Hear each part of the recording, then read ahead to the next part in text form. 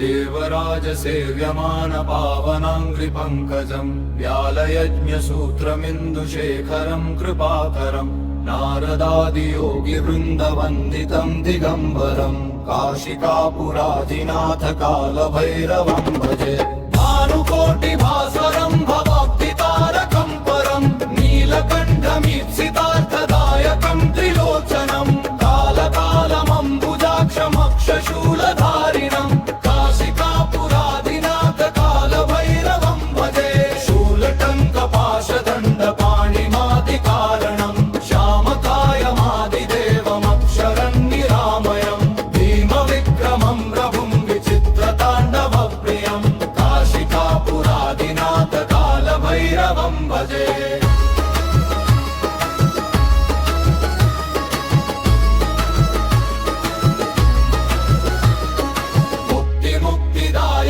प्रशस्तचारु विग्रहं भक्तवत्सलं स्थितं समस्तलोकविग्रहं विनिक्वणन् मनोज्ञहेम किङ्किणीलसत्कटिं काशिकापुराधिनाथ कालभैरवं भजे धर्मसेतुपालकं वधर्ममार्गनाशकं धर्मपाशमोचकं सुशर्मदायकं विभुं स्वर्णवर्णशेषपाशशोभिताङ्गमण्डलं काशिकापुराधिनाथ कालभैरवं भजे रत्नपादुकाप्रभाभिरामपादयुग्मकं नित्यदद्वितीयमिष्टदैवतं